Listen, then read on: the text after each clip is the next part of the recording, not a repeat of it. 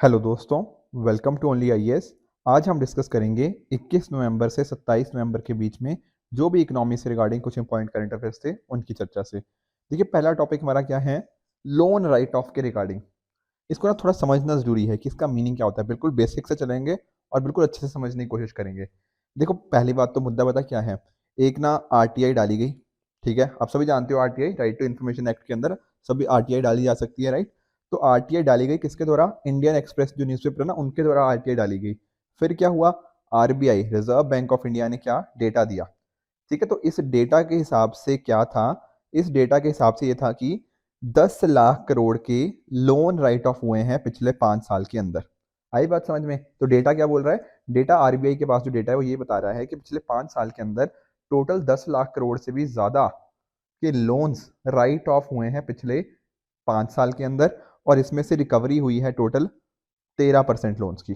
तो एक बार ना समझने की कोशिश करते हैं कि लोन राइट ऑफ है क्या, फिर मैं समझा दूंगा कि आपको अच्छे से समझ आ जाएगा इसका मीनिंग क्या है। देखो, बिल्कुल बेसिक से चलते हैं। आप जानते हो एक होता है एसेट, एक होता है लाइबिलिटी। पहले भी मैंने कई बार डिस्कस किया हुआ है। आपका जो भी चीज़ आपको बिलोंग करती है, जैसे आपका अपार्टमेंट हो गया, आपकी गाड़ी होगी, आपने स्टॉक्स वगैरह कर रखे हैं जो आपको प्रॉफिट्स दे रहे हैं एक तरह से, वो सारी चीज़ें क्या हैं? एसेट्स, जो आपके लिए किस तरह से कमाई का साधन बन रहे हैं एक तरह से, right. On the other hand जब मैं बात करता हूँ लाइबिलिटीज की, तो वो चीजें होती हैं जो कहीं ना कहीं आप किसी से ओ करते हो। मतलब किसी को आपने लोन लिया हुआ है ना, तो लोन किसी को लौटाना है, तो आपको इंटरेस्ट के साथ उसको पैसा वापस करना पड़ेगा, ठीक है ना। आपने कार भी लोन पे ले रखी हो सकती है, ठीक है ना। इस तरह की कुछ जो चीजें हैं, वो सारी चीजें क्या आ जाती हैं आपकी लाइबिलिटीज के अंदर, ठीक है। तो यहाँ पे अगर एसेट और लाइबिलिटी का मैंने और भी डिफरेंस लिखा हुआ है, तो आप इसको भी पढ़ सकते हो। अब चलते हैं एक बैंक के ऊपर। देखो, बैंक को समझने की कोशिश करना। बैंक पैसा कैसे कमाता है? बैंक इस तरह से कमाता है कि कुछ लोग जो सेवर्स होते हैं, वो बैंक के अंदर अपना खाता खुलवाते हैं और वहां पे अपना पैसा डिपॉजिट करते हैं। जो आपको नहीं समझते, जो सेविंग डिपॉजिट जैसे होता है, ठीक है ना। सेविंग अकाउंट मान लीजिए आपने खुलवा दिया, तो वो पैसा बैंकों के अंदर आता है और बैंक आगे ये पैसा किसी को लोन पे दे देता है, ठीक है ना। अब होता क्या है, लोन वाला बंदा इसको पैसे रिटर्न करता है, साथ ही साथ इंटरेस्ट रिटर्न करता है। और बैंक क्या करता है, जिसका पैसा बैंक में डिपॉजिट था, उसको कुछ 3-4% जो होता नहीं, 3-4% उसको इंटरेस्ट पेमेंट दे देता है, राइट। अब ये तो चलो हमें सर पता है कि बैंक कैसे पैसे कैसे कमाता है। अब ध्यान से देखना, बैंक के लिए एसेट क्या हुआ, बैंक के लिए लाइबिलिटी क्या हुई, ये सोचो। देखो, बैंक के लिए एसेट हुआ ये जो लोन दिया। कैसे एसेट हुआ सर बैंक के लिए? देखो, बैंक ने इसको पैसा दिया है ना, तो अब पैसा वापस मिलेगा बैंक को विद इंटरेस्ट। तो बैंक के लिए लोन क्या हुआ? एक तरह से इसका कमाई का जरिया, ये पैसे कमाने का सोर्स है ना इसका। बिल्कुल, पैसा यहीं से तो कमा रहा है जब वो लोन दे रहा है बैंक। किसी को 1 लाख रुपए का लोन दिया, बदले में कितना मिला बैंक को? 1,10,000, ठीक है। तो ये 10,000 इस तरह से पैसे कमा रहा है, डेफिनेटली इससे पैसा उसको आना है। तो ये चीजें होती हैं एसेट बैंक की। ऑन द अदर हैंड ये वाली साइड होती है लाइबिलिटी। लाइबिलिटी कैसे? क्योंकि मान लो इसने, इस सेवर ने कितना 10,000 रुपए डिपॉजिट किया था, तो बैंक को उसको वापस कितना करना है? 11,000 रुपए। तो बैंक को पैसा वापस करना है ना, तो वो हुई लाइबिलिटी, ठीक है ना। ये सिंपल सा मीनिंग समझ आया कि बैंक के लिए लोन क्या है? एसेट, और जो डिपॉजिट है वो क्या है? एक लाइबिलिटी। अब सिर्फ हमें इस साइड पे ध्यान रखो, ये वाली साइड, एसेट वाली साइड। लोन एसेट है, ठीक है। एसेट क्यों है? क्योंकि वो पैसे कमा के दे रहा है। अब कई बार ऐसा भी तो हो सकता है कि भैया इन्होंने क्या किया था, 1 लाख का लोन दिया किसी को, बैंक ने 1 लाख का लोन दिया इस बंदे को, पर इस लोन वाले बंदे ने पैसा रिटर्न नहीं किया। भगौड़े नहीं होते जैसे कि पैसा लेके भाग गए, बिल्कुल हो सकते हैं। तो तब क्या हो जाएगा, ये जो एसेट है वो परफॉर्म करना बंद कर जाएगा, बिल्कुल परफॉर्म करना बंद कर गया। उसी को क्या बोल देते हैं हम?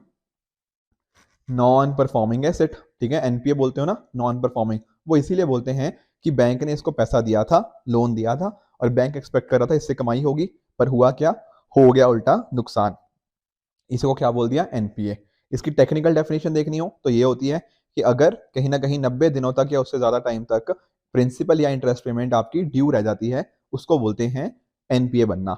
या फिर अगर आप देखना चाहो in terms of agriculture loans, वहां होता है कि छोटे ड्यूरेशन क्रॉप के लिए 2 क्रॉप सीजन और लॉन्ग ड्यूरेशन क्रॉप के लिए 1 क्रॉपिंग सीजन को एनपीए बोलते हैं। तो पहले एनपीए का मीनिंग समझ आ गया कि बेसिकली पैसा दिया हुआ था और पैसा बैंक को वापस नहीं आ रहा, ठीक है।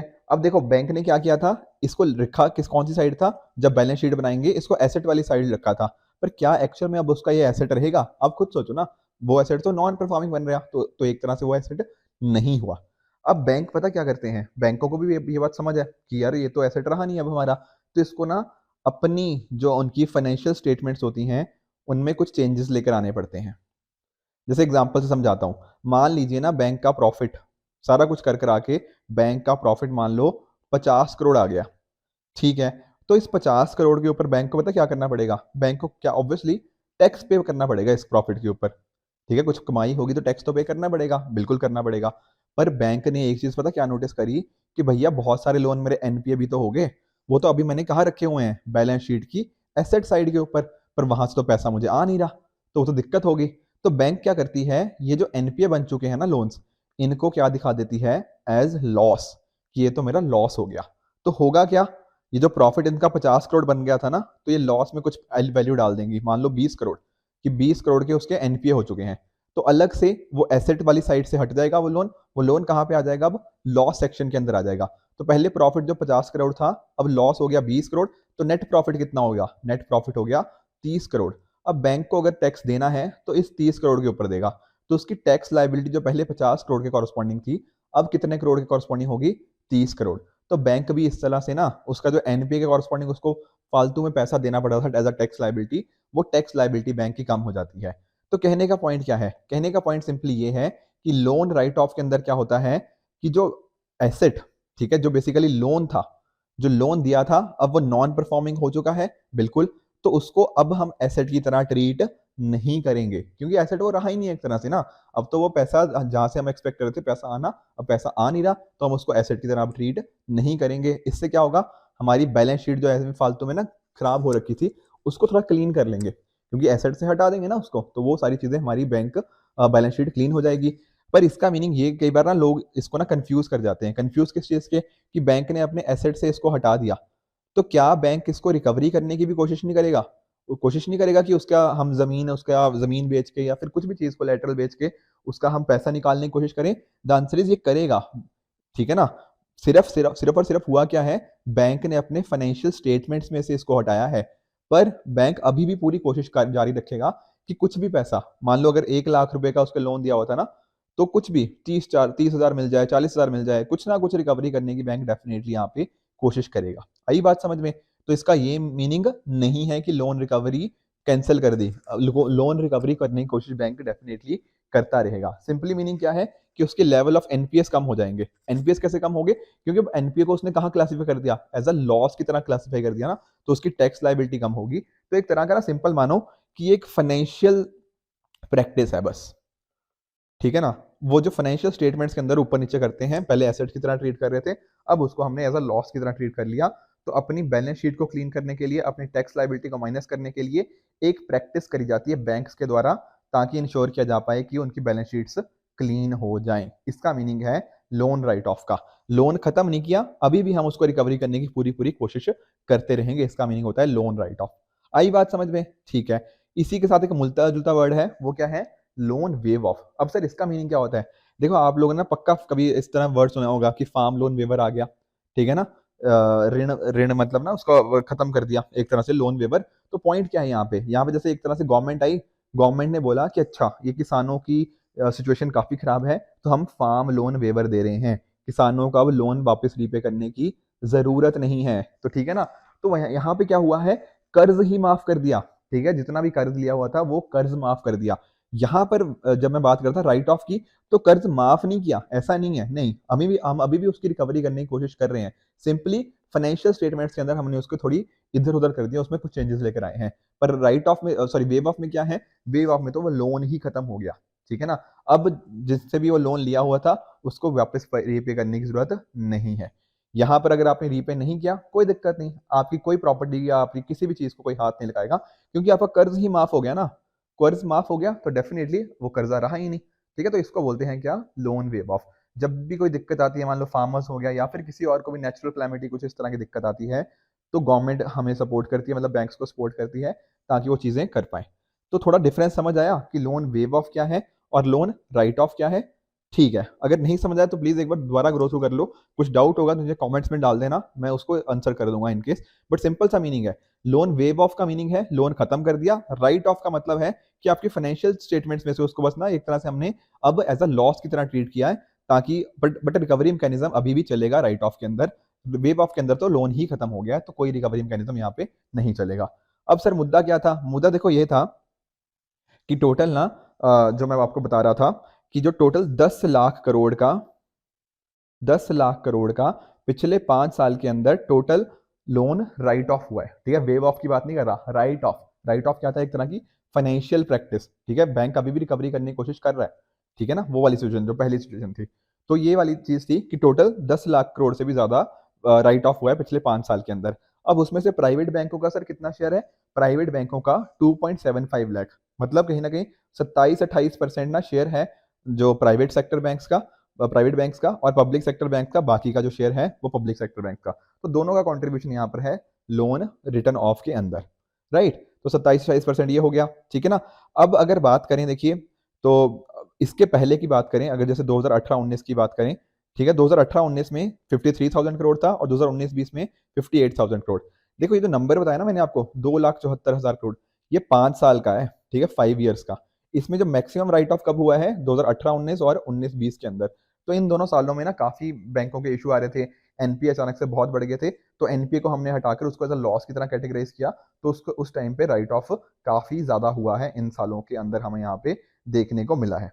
ठीक है ना। तो ये सिचुएशन थी कि किस तरह से क्या राइट ऑफ का चीजें हैं। ठीक है, उतना आपको नंबर ध्यान में देने की जरूरत नहीं है, क्योंकि numbers are not that important, ये कॉन्सेप्ट ज्यादा इंपॉर्टेंट है। अगर आप कहीं ना कहीं ये जानना चाह रहे हो कि सिर्फ रिकवरी कितनी की हुई, तो रिकवरी सिर्फ 1.32 लाख करोड़ की हुई है 5 सालों के अंदर। ठीक है, मैंने बताया था ना, रिकवरी के लिए कोशिश करता रहेगा। 10 लाख करोड़ का इन्होंने राइट ऑफ कर दिया, अपने अकाउंट से हटा, अपने अकाउंट से उसको चेंजेस कर दिए, पर उसमें से रिकवरी सिर्फ और सिर्फ 1.32 लाख करोड़ की हुई है, जो कि काफी कम है, सिर्फ 13% है मतलब टोटल का। तो ये सारी चीजें होती हैं राइट ऑफ और वेव ऑफ। ठीक है, मेजर हमें यही समझना था कि राइट ऑफ और वेव ऑफ में क्या फर्क होता है, वो हम अच्छे से समझ गए हैं। ठीक है, तो ये था हमारा पहला मुद्दा। ठीक है, तो इसी तरह से ना आप भी जब पढ़ो तो चीजों को थोड़ा ना बिल्कुल बेसिक से समझने की कोशिश करो। अगर हमें कहीं ना कहीं लोन राइट ऑफ या एसेट राइट ऑफ के ऊपर जाना था ना, तो बिल्कुल हमें एसेट्स पकड़ा पहले, फिर नॉन परफॉर्मिंग एसेट्स पे आए, एंड फिर हम राइट ऑफ के ऊपर आए। और उसका जो काफी सिमिलर टर्म है वेव ऑफ का, उसमें भी डिफरेंस समझ लिया। तो इस तरह से जब पढ़ोगे ना, तो काफी कंसेप्चुअल क्लैरिटी आपकी अच्छी रहेगी। ठीक है, तो मेंस में भी जब आंसर लिखने पड़ेंगे तो काफी आसानी से लिख पाओगे। इवन देखो, मैं बात करूं मेंस की ना, तो हमारी टीम काफी एफर्ट कर रही है आप सभी के लिए मेंस को और बेहतर करने के लिए। उसी वजह से ना एक मेगा विन प्रोग्राम हमारी टीम की तरफ से लॉन्च किया गया है। यहाँ पर क्या है, एक तरह की मेंटर्स द्वारा गाइडेड आंसर राइटिंग इनिशिएटिव है 2023 के लिए। टोटल 15 टेस्ट होंगे, 3 ऐसे की टेस्ट भी इंक्लूड है इसके अंदर। तो सारे के सारे टेस्ट एवेल्युएशन होंगे इनकी। तो जब कोई गलती करोगे, साथ साथ उसका एवेल्युएशन होगा, मेंटर्स आपको गाइड करेंगे पूरा। तो प्रॉपर पोस्ट एनालिसिस है, 1-to-1 मेंटरशिप होगा, तो कहीं ना कहीं आपको अपनी गलतियां पता लगती रहेंगी, उन गलतियों पे वर्क करोगे एंड अपनी एक प्रॉपर स्ट्रेटजी बना पाओगे, एंड फिर मेंस के अंदर अच्छे से मार्क्स लेकर आ पाओगे। ठीक है, ऑनलाइन ऑफलाइन दोनों माध्यम में अवेलेबल है, राइट। आप इस कोर्स को ज्वाइन करने के लिए dpp.onlyas.in पर जा सकते हो। इन केस आप कोई कुछ डाउट्स हो तो इस नंबर पे भी हमें कांटेक्ट कर सकते हो। अब चलते हैं हमारे दूसरे मुद्दे की तरफ। देखो ये कुछ था, ठीक है, जीएसटी है, ऑनलाइन गेमिंग हो गया, इन सभी चीज़ों के ऊपर। तो ये एज सच ना हमारे एग्जाम के लिए उतना रेलेवेंट नहीं है। दो चीज़ें मैं आपको बता दूं। एक तो देखो है कि जीएसटी हमें अच्छे से पता होना चाहिए, और जिस स्टूडेंट ने देखो जीएसटी नहीं देखा, ये वाला प्लीज देख लेना, 27 जून से 3 जुलाई, 1 घंटे 5 मिनट की वीडियो है। बट ट्रस्ट मी, जीएसटी को बहुत ही मैंने होलिस्टिकली यहाँ पे कवर किया है। ठीक है, तो एक बार ये वीडियो देख लोगे ना, तो जीएसटी के ऊपर जितने मर्जी क्वेश्चन आएंगे, कहीं ना कहीं आप उसको चीज को आसानी से कर पाओगे। तो ये एक तो मैंने ये चीज रिमाइंड करनी थी। दूसरी चीज क्या है, मैं थोड़ा सा आपको ऑनलाइन गेमिंग के बारे में बता देता हूँ। यहाँ बात हो रही है ना ऑनलाइन गेमिंग की। देखो ऑनलाइन गेमिंग को ना हम दो पार्ट्स में डिवाइड करते हैं। What is that? एक होता है गेम ऑफ चांस, एक होता है क्या, गेम ऑफ स्किल। अब समझते हैं, ये को यहाँ पर क्या है चांस, यहाँ पर क्या है स्किल। अब इसका मीनिंग क्या होता है? देखो गेम ऑफ चांस का मतलब कि प्योरली एक ऐसी गेम जो लक के ऊपर डिपेंडेंट हो, किस्मत ना, किस्मत के ऊपर डिपेंडेंट होने वाली को बोलते हैं game of chance. Game of skill क्या होती है? यहाँ पर हो सकता है कि जो पर्सन खेल रहा है उसकी कुछ नॉलेज इन्वॉल्व हो, उसका कुछ स्किल इन्वॉल्व हो, उसकी कुछ एक्सपर्टीज इन्वॉल्व हो, या फिर उसका कुछ एक्सपीरियंस इन्वॉल्व हो, इस तरह की चीजें। यहाँ जो गेम ऑफ स्किल होता है ना, वो इंसान का जो मेंटल होता है, मेंटल लेवल, फिजिकल लेवल, उस एक्सपर्टीज के ऊपर डिपेंडेंट ज्यादा होता है, लक के ऊपर ये कम डिपेंडेंट होता है। ठीक है, ज्यादा डिपेंडेंट किसके ऊपर है? स्किल के ऊपर। लक के ऊपर उतनी डिपेंडेंसी नहीं होती। यहाँ पर ना आपकी कैपेबिलिटीज को एक्सप्लोर किया जाता है। मैं आपको एग्जांपल समझाता हूँ। आपने जैसे ऑनलाइन चेस खेली है, ठीक है, ऑनलाइन कैरम खेला है, ठीक है, ऑनलाइन रमी खेली है, मतलब नहीं खेली कोई बात नहीं, बट सुना तो होगा या आइडिया तो होगा एक, 3 पत्ती, राइट? या फिर आपने कभी फैंटेसी गेम्स खेली हैं? फैंटेसी स्पोर्ट्स, फैंटेसी क्रिकेट, ये सारी चीज़ें मैं आपको थोड़ा समझा भी दूँगा। तो ये सारी गेम्स क्या हैं? यहाँ पर ना देखो, आपको पहले से नहीं पता कि आउटकम क्या आएगा। एक या फिर ना एक और एग्ज़ाम्पल समझाता हूँ। आपने कभी जैसे मान लीजिए आपसे मैं सिंपली पूछूँ कि आपको ना आप डाइस को रोल करते हो, तो डाइस को रोल करते हो तो क्या नंबर आएगा? 1 टू लेके 6 के बीच में कुछ भी आ जाएगा, 1 2 3 4 5 6, ठीक है? या फिर आप एक कॉइन को मान लीजिए टॉस करते हो, तो क्या आएगा? या तो हेड्स आएगा या टेल आएगा। ये वाली चीज़ें क्या हैं? ये बिल्कुल चांस के ऊपर निर्भर है। इसमें आपका कोई कंट्रोल नहीं है कि डाइस का नंबर क्या आएगा, 1 से 6 में आएगा या फिर कॉइन का क्या आएगा, हेड्स आएगा, टेल आएगा। इसमें आपका 0% कंट्रोल है, हेड्स भी आ सकता है, टेल्स भी आ सकता है, कुछ भी हो सकता है। तो ये प्योरली गेम कौन-सी है? ये प्योरली गेम लक की गेम है। ठीक है? अगर ऑनलाइन भी इस तरह से कुछ हो, तो उसको क्या बोलेंगे? गेम ऑफ चांस, बिल्कुल। ऑन द अदर हैंड जब मैं बात करता हूँ गेम ऑफ स्किल की, तो देखो जैसे चेस की बात हुई, तो चेस तो मैं खेलूँगा या आप खेलोगे, तो आंसर अलग-अलग आएगा, ठीक है? हमारी स्किल्स के ऊपर डिपेंडेंट है। कैरम ऑनलाइन खेलते हो, रमी ऑनलाइन खेलते हो, 3 पत्ती, फैंटेसी, ठीक है? फैंटेसी के अंदर क्या होता है, आप अपनी एक तरह की टीम बनाते हो। मान लो जैसे एक आपकी क्रिकेट टीम है, तो आप अपने 11 प्लेयर्स चूज़ करोगे। हो सकता है मान लीजिए जैसे इंडिया और ऑस्ट्रेलिया का मैच है, तो कुछ प्लेयर्स आपके इंडिया के होंगे, कुछ ऑस्ट्रेलिया के होंगे। इनमें भी फर्दर आपके कैप्टन, वाइस कैप्टन, इस तरह से चीज़ें होती हैं। तो ये सारी चीज़ें आपके स्किल के ऊपर निर्भर करती हैं कि आप देखो बंदे की परफॉर्मेंस कैसी है, कैसा वो प्लेयर करेगा, उस पिच पे कौन से, क्या फास्ट बॉलर का ज़्यादा मदद है, स्पिन बॉलर का ज़्यादा मदद है, उस हिसाब से अपनी टीम बनाते हो। तो यहाँ पर आपकी नॉलेज, आपकी स्किल, आपका एक्सपीरियंस लगा ना, तो इसको बोलते हैं क्या? गेम ऑफ स्किल, ठीक है? अब यहाँ पर हमारी जो अलग-अलग लॉज़ हैं, तो पहले तो मैं बता दूँ ये ना स्टेट सब्जेक्ट है, जो ये सारी चीज़ें आती हैं ना, ये सारी चीज़ें बेटिंग हो गया, गैम्बलिंग हो गया, इसके रिगार्डिंग ये स्टेट सब्जेक्ट्स के अंदर मुद्दे आते हैं, तो हर जगह अलग-अलग वर्क करते हैं, पर वर्किंग इसी हिसाब से है कि गेम ऑफ चांस है वो या गेम ऑफ स्किल है, ठीक है ना?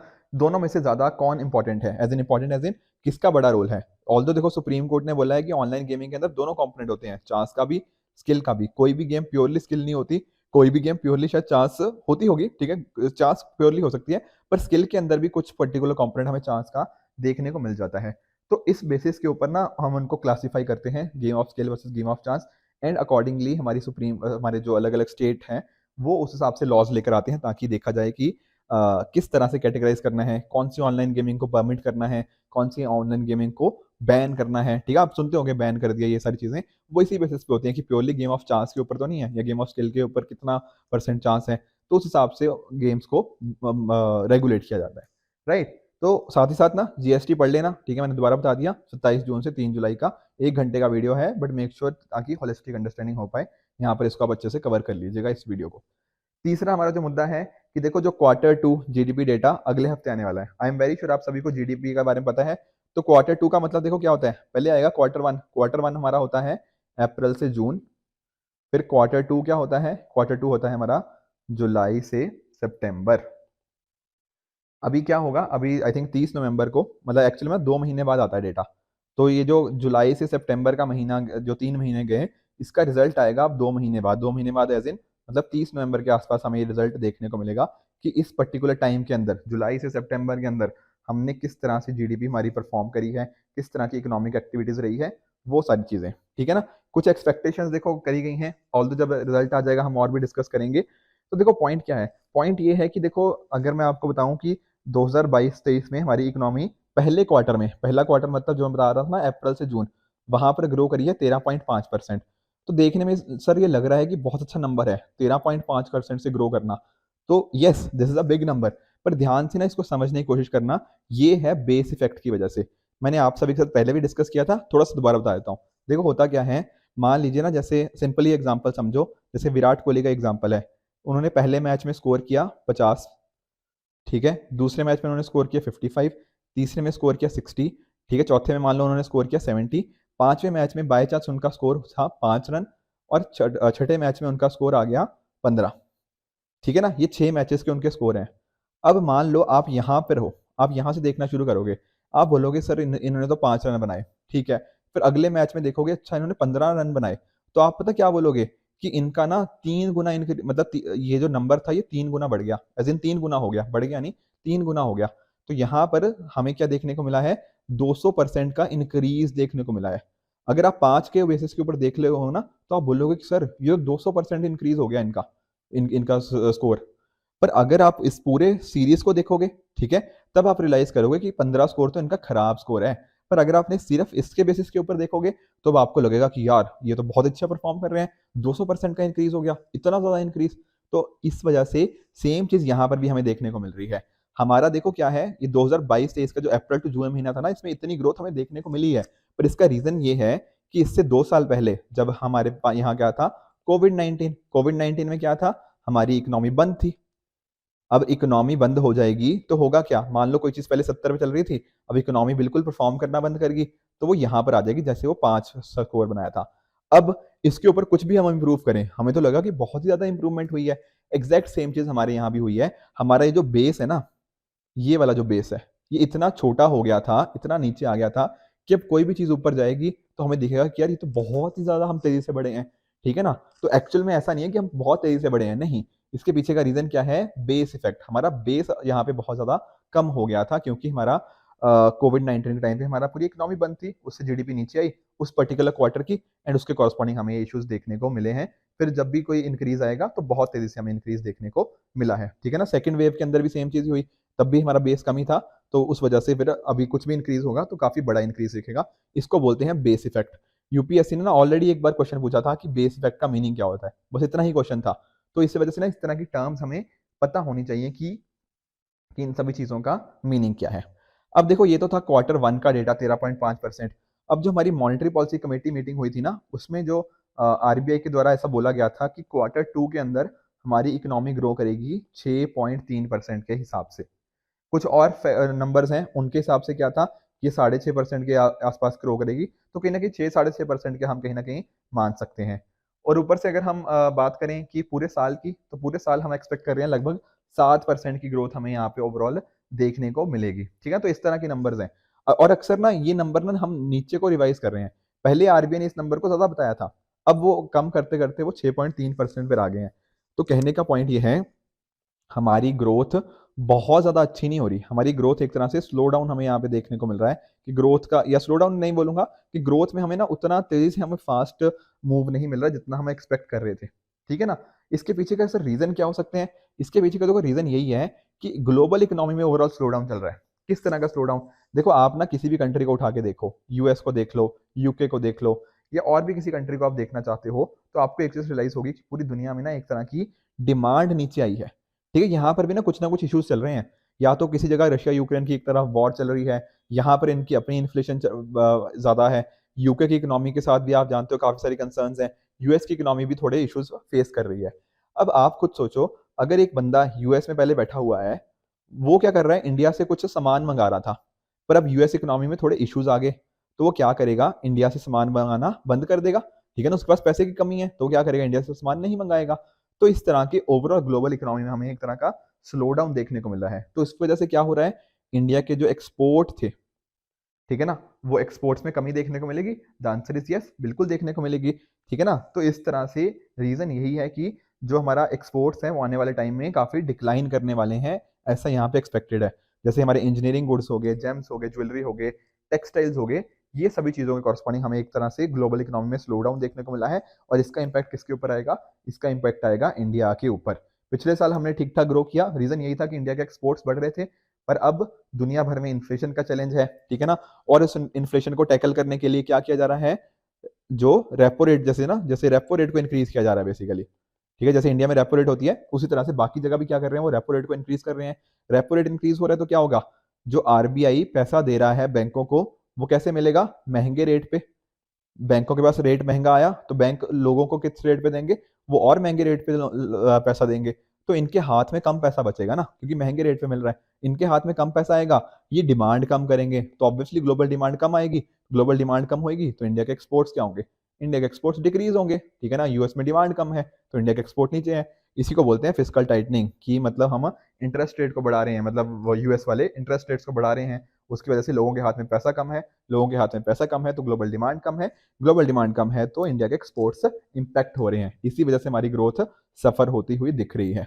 आई बात समझ में, कॉन्सेप्ट समझ आया कैसे वर्क करता है, ठीक है। तो ये सारे मुद्दे थे जो हमें डिस्कस करने थे। पिछले हफ्ते मैंने कुछ क्वेश्चंस दिए थे आपको, बहुत सारे लोगों ने कमेंट भी किया है, ठीक है। 2019 का ये मैंने आपको वैसे तो क्लास में ही देखो क्वेश्चन करा दिया था पिछले लेक्चर के अंदर ही, कि वेजिटेबल ऑयल्स का सबसे ज्यादा इंपोर्ट है, ठीक है, मैंने आपको नंबर्स भी दिए थे क्लास के अंदर ही, जस्ट एक तरह का ये रिवीजन ही था। दूसरा क्वेश्चन मैंने आपको क्या बताया था, ये दिया था 2020 वाला, कि क्या हमारे यहाँ एमएसपी अनलिमिटेड होता है हर स्टेट के अंदर, हर सीरियल, पल्सेस और ऑयल सीड्स के लिए। क्लियरली देखो, बहुत ही ज्यादा एक्सट्रीम स्टेटमेंट है, इसका आंसर गलत है। हम देखो, जो ओपन एंडेड प्रोक्योरमेंट होती है ना, वो जनरली हम राइस वीट के लिए हमें देखने को मिलती है, बट उनके अलावा हमें अदर चीजों के लिए ये चीज नहीं देखने को मिलती। और ऊपर से आप देखो भी ना, कितने ज्यादा एक्सट्रीम वर्ड्स इन्होंने यूज कर लिए। देखो, एनी स्टेट, किसी भी स्टेट के अंदर सभी सीरियल, सभी पल्सेस, सभी ऑयल सीड्स के लिए, तो काफी ज्यादा ना एक्सट्रीम स्टेटमेंट हो जाती है। तो अपने आप में ये एक तरह से काफी हाई प्रोबेबिलिटी रहती है कि ये गलत हो, और एक्चुअल में ये गलत है भी। दूसरी स्टेटमेंट देख लेते हैं, वो क्या कहता है, सीरियल्स और पल्सेस के केस में एमएसपी इस तरह से फिक्स किया जाता है जिसके तक प्राइस कभी राइज ना करता है, मतलब मार्केट प्राइस। तो ऐसा तो देखो कुछ नहीं है, एमएसपी तो हम बाकी और चीजों को कंसिडर करते हैं, ऐसे थोड़ी कंसिडर करते हैं कि मार्केट प्राइस उससे ऊपर ना बढ़े, नहीं। तो ये स्टेटमेंट भी बिल्कुल गलत है। ठीक है, काफी इजी क्वेश्चन था, काफी ना एक्सट्रीम स्टेटमेंट्स दोनों स्टेटमेंट्स के अंदर आपको देखने को मिल जाएंगी, जो काफी हाई पॉसिबिलिटी बनाती है कि ये दोनों के दोनों स्टेटमेंट्स गलत हो जाए। तो दोनों स्टेटमेंट एक्चुअल में जो गलत हैं अभी। ठीक है, एक देखो यूपीएससी 2022 का भी मैंने आपको क्वेश्चन दिया था ग्रीन वॉशिंग से रिलेटेड। देखो, आप लोगों ने ना ब्रेन वॉशिंग वर्ड सुना होगा, वेरी श्योर, कि भैया इसने तो इसका ब्रेन वॉश कर दिया। तो ग्रीन वॉशिंग भी ना दरअसल उसी तरह का टर्म है। किस तरह का सर? देखो, आप लोग भी, जैसे हम सब लोग ना कभी ऐसे ना ये वर्ड सुनते हैं ग्रीन। ठीक है, हमें इससे क्या दिमाग में आता है कि इन्वायरमेंट को सर क्लीन रखने की बात है। ठीक है, इन्वायरमेंट को बचाने की बात यहाँ पे हो रही है जब भी हम वर्ड सुनते हैं ग्रीन। ठीक है, तो कुछ कंपनीज ऐसी होती हैं जो ये दिखाती हैं कि भैया हम तो ग्रीन है। ठीक है ना, जिनके ग्रीन प्रोडक्ट्स को यूज कर रही हैं, या फिर ना हमारे यहाँ प्लास्टिक का कम यूज होता है, इन्वायरमेंट का पोल्यूशन हम कम कर रहे हैं। तो उससे क्या होता है, मैं और आपके जैसे लोग, हम क्या होते हैं, हम इस कंपनी की तरफ थोड़ा अट्रैक्ट हो जाते हैं। मान लो ना, अगर मार्केट में कोई प्रोडक्ट 100 रुपए का मिल रहा है, एक है 110 रुपए का मान लो, तो हमें लगेगा कि नहीं और इस पे लिखा हुआ है कि ये ग्रीन है। ठीक है, और ये वाला ग्रीन नहीं है, तो हमें क्या लगेगा कि यार इसने ना इन्वायरमेंट को हार्म नहीं किया, इसने अच्छी चीजें करी हैं। तो हम ना 10 रुपए एक्स्ट्रा भी दे देते हैं, कोई बात नहीं यार, इन्वायरमेंट को तो अच्छा रखा है, कम से कम इनकी तरह थोड़ी कि सारा चीजें मतलब इन्वायरमेंट को नेगेटिव इम्पैक्ट कर रहा है। तो इस तरह से ना ग्रीन करते करते ना क्या कर लेते हैं, एक तरह का आपका प्रीमियम चार्ज कर लेते हैं। एक तरह का ना परसेप्शन दिखाने की कोशिश है कि हम ग्रीन है। पर क्या एक्चुअल में ये कंपनीज ग्रीन है? मे भी हो सकता है ना हो, सिर्फ एक तरह का परसेप्शन दिखाया गया हो। ठीक है ना, सिर्फ दिखावा किया गया है कि हम तो ग्रीन है, हम तो क्लीन एनर्जी का यूज करते हैं, हम इन्वायरमेंट को बिल्कुल पोल्यूट नहीं करते। तो ठीक है ना, जब ये दिखावा करवाती है ना, उसको बोलते हैं ग्रीन वॉशिंग। मैं आपको एक दो एग्जांपल समझाने की कोशिश करता हूँ। देखो, जैसे जो अब जो जो एक एग्जांपल मैं आपको बताता हूँ, अपना जो मैकडोनल्ड है, ठीक है, मैकडी की बात बताता हूँ। तो मैकडोनल्ड में ना एक 2019 में एक इन्होंने कैंपेन निकाला। उसमें इन्होंने क्या बोला कि हम ना जो सिंगल यूज प्लास्टिक होता है ना, इसको हम खत्म कर रहे हैं। ठीक है, इन सिंगल यूज प्लास्टिक को हमने रिप्लेस कर दिया किसके साथ, जो इसके ऑल्टरनेटिव्स के साथ, जो काफी हद तक क्या होते हैं, रिसाइक्लेबल। ठीक है, पेपर ऑल्टरनेटिव्स के साथ है, हमने इसको रिप्लेस कर दिया, ये जो सिंगल यूज प्लास्टिक है। तो लोग बड़े इंप्रेस हुए कि वाह भैया क्या बात कर दी। ठीक है, सिंगल यूज प्लास्टिक के अगेंस्ट वर्क करें और हमारे एनवायरनमेंट को प्रोटेक्ट करेंगे। पर दरअसल में जो इन्होंने नए पेपर स्ट्रॉ निकाले, ये रिसाइक्लेबल थे ही नहीं। ठीक है ना, इसके रिगार्डिंग बहुत सारे क्वेश्चन उठाने गए कि ये जो आपने पेपर स्ट्रॉज और बाकी चीजें यूज करी हैं, ये रिसाइक्लेबल थी ही नहीं। तो यहाँ पे भी इन्वायरमेंट को नेगेटिवली इम्पैक्ट हो रहा था। तो मैकडोनल्ड ने यहाँ पे क्या किया, एक आपके दिमाग में एक परसेप्शन क्रिएट किया कि भैया हम तो ग्रीन हो गए हैं, जबकि एक्चुअल में वो ग्रीन थे भी नहीं। और इन्होंने अपने आप को दिखा दिया हम तो इको फ्रेंडली हैं, हम तो इन्वायरमेंटली अच्छे हैं, पर एक्चुअल में वो थे नहीं। उसी तरह से देखो, जो फॉक्सवैगन का जानते हो आप, ठीक है, इनके द्वारा भी इन्होंने अपने उसमें बोला कि जो इनके इंजन होते हैं, कि हमारे इंजन कम पोल्यूशन करते हैं। ठीक है ना, पर ऑन द अदर हैंड इन्होंने क्या किया, अपने डेटा को फज करते रहे, मतलब डेटा को गलत डेटा देते रहे, और उस गलत डेटा के ऊपर एक परसेप्शन गया मार्केट के अंदर कि हाँ भैया इनके इंजन से तो एक्चुअल में पोल्यूशन काफी कम होता है। पर जो सही डेटा था उस हिसाब से क्या था, इनके इंजन बहुत ज्यादा पोल्यूशन कर रहे थे। तो ये भी तो क्या हुआ, अपने आप को ग्रीन दिखाने की कोशिश थी, पर जबकि वो पोल्यूशन के अंदर बहुत ही नेगेटिवली उसको, पोल्यूशन के लिए बहुत ज्यादा रिस्पॉन्सिबल थे। ठीक है, उसी तरह से जैसे कोका कोला की भी बात होती है। ठीक है, कोका कोला के अंदर भी क्या था, इन्होंने भी क्या किया, एक ऑल्टरनेटिव निकाला। ठीक है, जो आप लोग कोका कोला पीते हो ना, उसके अंदर इन्होंने बोला कि नहीं, हम तो एक अलग से एक ग्रीन और एक हेल्दी ऑल्टरनेटिव लेकर आएंगे। बाद में पता लगा कि ना ही ये ग्रीन था, ना ही ये हेल्दी था। ठीक है, वो तो सिंपली लोगों से एक तरह से उनको, मतलब उनको ना ब्रेन वॉश किया गया। ठीक है ना, तो इसी सभी चीजों को क्या बोलते हैं, ग्रीन वॉशिंग। जब क्या होता है, एक कंपनी अपने आप को दिखाने की कोशिश करती है कि भैया मैं तो ग्रीन प्रोडक्ट्स का यूज़ करती हूँ, मैं तो इको फ्रेंडली प्रोडक्ट का यूज़ करती हूँ, इन्वायरमेंटली साउंड जो चीज़ें हैं उनका यूज़ करती हूँ, पर दरअसल में होता क्या है, ये एक सिंपली एक फॉल्स इंप्रेशन होता है कि आपको एक तरह से बेवकूफ़ बनाया जा रहा है कि हम ये ग्रीन चीज़ें यूज़ कर रहे हैं, पर एक्चुअल में वो नहीं कर रहे होते। इसी का मीनिंग होता है क्या, ग्रीन वॉशिंग। ठीक है जी। तो ये थे पिछले हफ्ते के 3 क्वेश्चन, अच्छे से हमने समझने की कोशिश करी है। कुछ और क्वेश्चन देता हूँ आपको, ठीक है? ये एक प्रैक्टिस क्वेश्चन मैं आपको दे रहा हूँ, इसको एक बार कोशिश करना। बहुत ही सिंपल सा कॉन्सेप्ट है, डिसइन्फ्लेशन और डिफ्लेशन के बीच का फ़र्क जानना है, ठीक है? अगर सिंपल मीनिंग पता है तो आसानी से कर लोगे। तो इसका मुझे आप नीचे आंसर बताइएगा। दूसरा क्वेश्चन देखो, बहुत ही सिंपल, ये यूपीएससी 2011 का, जस्ट टू चेक कि आपने लेक्चर अच्छे से सुना है या नहीं सुना, तो ये बेस इफेक्ट के ऊपर क्वेश्चन था। इसको एक बार ट्राई करना, मुझे बताना है इसका क्या आंसर है। थर्ड है कि इन्फ्लेशन इनमें से सबसे ज़्यादा किसकी वजह से आएगी? अभी 2021 में ये क्वेश्चन पूछा गया था, तो एक बार इनको भी आप ट्राई कीजिएगा क्वेश्चन सॉल्व करने की। बिफोर एंडिंग द वीडियो एक छोटी-सी चीज़, मुझे आप में से 1-2 स्टूडेंट्स ने मुझे बोला कि सर आप प्रीलिम्स के क्वेश्चन तो करवाते हो, आप सर एक मेंस का क्वेश्चन भी दिया करो, ठीक है? तो इसी वजह से ये यूपीएससी 2021 का क्वेश्चन है, ठीक है? तो इसको भी एक बार ना आप एटलीस्ट कुछ पॉइंट्स मुझे आप नीचे कमेंट सेक्शन में बताइएगा। तो ये 3 क्वेश्चन देखो करने ही करने हैं, ठीक है? ये वाला प्रैक्टिस क्वेश्चन पहला, सेकंड क्वेश्चन ये, थर्ड क्वेश्चन ये वाला, एंड आप में से जो भी लिख पाओ, इसके कुछ पॉइंट्स आप मुझे डेफिनिटली बताने की कोशिश करना कि एनएफएससी के क्या सैलिएंट फीचर्स हैं, कैसे लिखोगे थोड़ा बहुत वो नीचे मेंशन करना। इसके साथ ही मुझे आप लोग ये भी बताओ कि इज़ इट गुड कि अगर हम हर हफ्ते एक-एक मेंस का क्वेश्चन भी इस तरह से डिस्कस करें, ठीक है? अगले हफ्ते मैं इसका आपके साथ डिस्कस भी करूँगा कैसे लिखोगे। पर आप मुझे, ठीक है ना, नीचे कमेंट सेक्शन में बताना कि आप इस चीज़ को चाहते हो कि मेंस के आंसर भी हम डिस्कस करें या नहीं चाहते। तो वो जो भी आपके सुझाव होंगे, तो मैं अगले हफ्ते उन चीज़ों को उस हिसाब से अपने लेक्चर के अंदर इंटीग्रेट करने की कोशिश करूँगा, ठीक है? अगर जिनको अच्छा लगा है ये चीज़ कि मेंस के भी लिखें, तो मेक श्योर कि आप अपने कुछ पॉइंट्स आंसर्स में लिखिए। मैं उन सजेशंस को इनकॉर्पोरेट करूँगा अपने लेक्चर के अंदर। फिर अगले हफ्ते इन पर्टिकुलर 3 एमसीक्यू भी डिस्कस करेंगे, एंड साथ ही साथ इस मेंस के क्वेश्चन को भी हम नेक्स्ट लेक्चर में डिस्कस करेंगे। ठीक है? तो ये थी आज की वीडियो। आई होप आपको आज का लेक्चर अच्छे से समझ आया होगा।